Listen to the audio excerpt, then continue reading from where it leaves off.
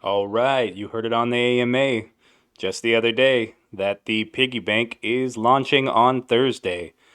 That was a lot of unintentional rhyming, but the 21st is the launch of Piggy Bank version 2 of the Pigs version 2 coin, which is going to be different than the version 1 pigs that you already had. Now, if you had any pigs, you've already submitted them to the crediting contract, and they're going to be credited back to you on Thursday when that launches, supposedly. So we're all waiting for that on Thursday. We're excited for that. What am I going to do in the meantime? Now, myself, you know from watching my videos that I'm not a huge bag holder in any of these ecosystems. Not because I don't want to be, but because I am an average person that does not have tens of thousands of dollars sitting around. But I do love experimenting with these protocols to see what makes money. And we know that these are all percentage based, right? So if I put $200 into something and I make 20% on returns, you know that if you had put in 2,000 or 20,000 or 100,000, you would have made likewise that amount of return had you gotten in around the same time. So that's why I'm documenting a lot of this. It'll help those out, whether you're a big or small holder, to kind of get an idea of which systems are profitable, which ones are doing well, and which ones are not. And like I've said time and time again, it may just be an epic fail, and you may watch me completely wreck myself and lose all my funds live on YouTube, which would be incredibly entertaining, I'm sure, for some, but we're hoping that doesn't happen. So, all that aside, remember this is not financial advice. I can't tell you what to do with your funds. I'm documenting what I'm doing with my small amount of funds. And what am I doing before the piggy bank launches? I am letting my garden stack up. Now, this may depend on how many plants you have. If you want to do this, I don't actually recommend it because I think we should probably all be compounding until drip swings a good bit further upward. But for myself personally, just because I'm excited to get into the piggy bank, um, the piggy bank when it launches, within those first 48 hours, we're going to get a bonus on our time lock. So I want to be able to take part in that in the first 48 hours, and I'm not sure if I have enough other liquid funds free to deposit. So I'm going to let my garden stack up until that time. Now, right now, I'm making about 31 a day. So this will also be a nice little experiment. Even though I've had my LP being raised over time, we're going to let this drop. I'm going to let it drop all the way until Thursday, I assume. So that's 5 or 6 days, and we'll should have at least maybe a couple hundred we can throw in there into the piggy bank when it launches. But we're gonna, it's a good little experiment. We're gonna see how far my LP production falls, and then when I compound the day after that, when I decide to actually compound, we're going to see how long it takes to recover. So that'll be a nice little experiment to see how long it takes to recover to get past the decay. Now, if drip stays about the same where it's at, or if it goes up, or if the and or if the contract balance stays steady and goes back up, I don't actually expect it to take that long to get back up to where I was. But we're gonna see. We're gonna see how that works without pacing the decay. The other, not really an experiment, but I don't think I've harvested yet in the garden, so that'll be different for us as well. We'll see, kind of how that affects things. Now, I'm not going to be harvesting or I'm sorry, we'll just see that in practice, is what I mean to say. We'll see the full harvest, and then I'm going to break this LP apart so that I have, and then I'll probably sell the drip half. And unless there's a way to just swap drip straight to pigs, we'll have to see. I'm trying to remember if that was a thing or not. I may have to just buy pigs directly. So I may have to sell the drip to get to where I want to be. But that'll be a nice little experiment just to make sure that works properly. There's always those people who are new to the system and say, "Hey, how do I withdraw? How do I actually get my funds out of this system?" Which are valid questions. So that'll be a good demonstration of that as well. Now, I'm not going to harvest every day. I could harvest every day, but I don't think we're fully 100% aware of how in the code Forex has done his comparison. Remember, we're being compared, we're being really pitted up against the other users in the system. And if you're not on par or better than the average user in the system as far as your compounding to harvest ratio, then you're kind of penalized. You don't get that full 3% reward that you could be receiving. So I'm not exactly sure how that works down to the nitty gritty of the code. So just to avoid any of that hassle of making it worse on myself, I'm just going to harvest once and then go back into the compounding. So I'm going to let this stack up until Thursday when we hopefully have the Piggy Bank launch. I'm going to harvest. I'm going to get this LP token broken apart and sold so that I can get into the piggy bank when it rolls out. And so we're going to deposit with a time lock. I'll decide how long I want a time lock, but we're going to have that nice bonus, and then we're also going to get a 20% bonus since we're adding new capital within the first 48 hours. So that'll be really neat. We should get a nice little return. I'll do at least a month. I might do two. I might do 2 or 3. We'll see how I'm feeling. But yeah, we'll enter into the piggy bank, and then that'll be a new thing that we haven't been in for a while with this pause. And I'm excited. All the farms and everything are going to open back up, and make the full ecosystem complete again. Circular, back.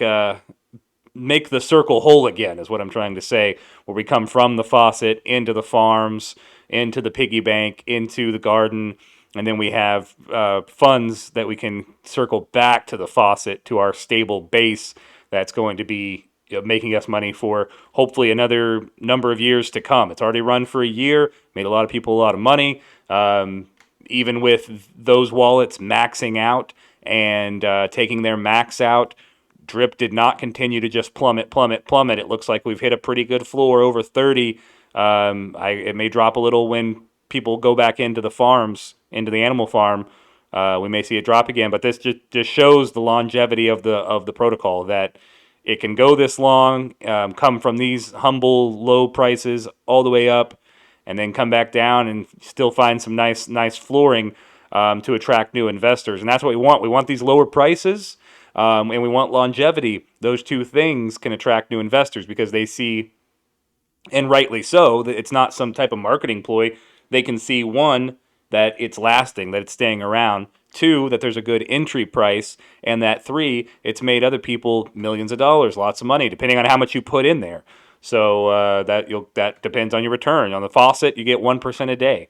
So however much you put in there, you're getting 1% back. I've got about 330 in there right now, or U.S. dollars worth anyway. So I'm getting a little over $3 a day. Every 2 days when I get around $5, I'm compounding back into the system. It wasn't that long ago that I had just 4 or 5 in here. Now those 4 or 5 drip that I had is all that I bought. And averaged together, I bought some at a higher price point, some at a lower price point. Averaged together, it came out to about 55 per. And so I only had 4 or 5, and I'm already up to 9. It didn't take too long for that to happen. If you have more in there, the compounding is even quicker because that's how the snowball effect works. It just becomes more and more powerful as it goes on. If you start off with 100 drip, you're getting 1% of that in drip every day that you can compound back in. And so you see how that snowball happens. You'll hit your ROI much quicker the more you have. But all that being said, that's my plan for the moment, is to let the garden stack up until that launch date. I'm not recommending that you should or shouldn't do that. If you have a fairly large garden and you're not seeing some huge negative decay, like you're not just dropping every day, you might consider this strategy if you don't have a lot of liquid free funds that you want to, and you do want to participate in the piggy bank. This may be something to think about, but I'm just sharing my strategy. This is what I'm going to try to make sure that I have at least something to go in and take advantage of that extra 20% bonus on the piggy bank when it launches. That's pretty exciting. And like I was just saying earlier, I do think that it's one of those like catch-22 things where you need positive action. You need people making money for them to then promote it to attract new investors. I think it's harder when you have a longer term project that was really high and then dropped to get the new investors in. But we also need the contract balance and new investors go up to make it look profitable as it is, to then attract new investors. So it's one of those kind of roundabout things. But um, I think we can focus on the animal farm. We can focus on piggy bank. We can focus on the drip faucet and the reservoir, and all of that will hopefully then bring new capital, new investors into the garden. But the garden is higher risk, and that really is the thing we have to drive in to anyone thinking about the garden. It is higher risk. We know that. You can make up to that 3% or 3.3% a day. So I think we need to be honest if we're promoting this, if we're trying to get anyone new in. But if they want to enter with a fairly large bag, I think the compounding is still going to outpace the decay, even with the contract balance going lower. As long as drip stays steady or goes up, you will definitely be able to make a profit to outpace the decay with a large enough bag. I don't know if you enter in with like $30, maybe not. So that's something to consider. It took a moment for me to when I was starting off with only 30 or 50 plants. It took a while, and I got a couple of boosts of referrals of about maybe 100 plants and then like 50 plants here or there. It took a couple of those and just straight compounding to get to where I am now. Um, but I am seeing my LP climb every day with drip being steady, contract balance being down or not. So I'm seeing good returns in the garden. I'm not harvesting anything, which may be also why I'm just religiously compounding multiple times a day. And there's some referrals factored in there that I can't measure because the garden doesn't outline those anywhere. It doesn't make that clear. But yeah, so it's one of the most catch-22 things, where we need the profit return to show that we're making profit, and then without to get new capital, to get new contract balance in there, but without that contract balance, we don't see as much of a explosion of profits as we would with the contract balance on the rise or the all times high like it was when I joined in. And if I had someone new trying to come into the system, I don't know that I would recommend the garden right away. If they were trying to figure out where to put something, as always, the faucet's the safest bet. It's going to be the lowest risk out of everything here. And Forex even mentioned on the AMA, I think he was kind of rating everything in order, and he said just holding the token would be the lowest risk technically, and we saw some people do that with even Splassive, which completely slipped my mind. I don't know why I was thinking about staking like that was the only thing you could do. With something like Splassive, even though I made a kind of negative video about it. If I had thought about that one aspect, I may have at least mentioned that. I forgot that you could just hold tokens. I don't know how that slipped my mind, but yeah, something like a Splassive or anything really, holding the token is going to be the lowest risk, rather than locking up your funds and staking. If you just wanted to just hold drip and then wait for it to go back up, you could do that. It's not, when you're waiting for it to go back up and then dumping it, that's not best for the long-term success of a protocol. But maybe a little bit of both. Maybe you have some drip that's just liquid, and then you have some in the faucet, which is the next step of risk, and then you have some in the garden, which is higher risk. And then some of the farms and what have you are not locked capital. You can pull your stake out anytime. I like those a lot, where I can pull my investment back out whenever I decide to. I really prefer that level of or that type of thing. If I wasn't already in the faucet, I may consider the farms as more palatable for me, just because I like to be able to take my original funds out, and you can't do that in say like the faucet. But again, each to their own. That's why you do all your own research. You decide what your level of risk is, and then something like the faucet, you say, do I have enough faith in this project, in the developer, that it's going to last another 3 months, a year, 2 years, and how much do I want to lock into there for that potential of 365% return on my investment? That's a pretty powerful number if drip doesn't just plummet to 1 cent. A lot of people have done the calculations that if it dropped to say $10 or like $5, like on a long enough timeline, they still come out way ahead and still make $1 million. It just takes longer the lower the price of drip is. And that's just how that works. Like, as long as it stays around long enough, on a long enough timeline, even the price dropping still doesn't mean that you're going to just be wrecked. So that's something to consider as well. If you're looking for a shorter return, what's going to do that for you? Maybe the garden, as long as the price stays steady. But it is that higher risk that if drip is going down and if the contract balance is going down, you're just not going to see what you might want to see as far as returns. So that was a lot of rambling. If you stuck with me through all of that, I appreciate it as always.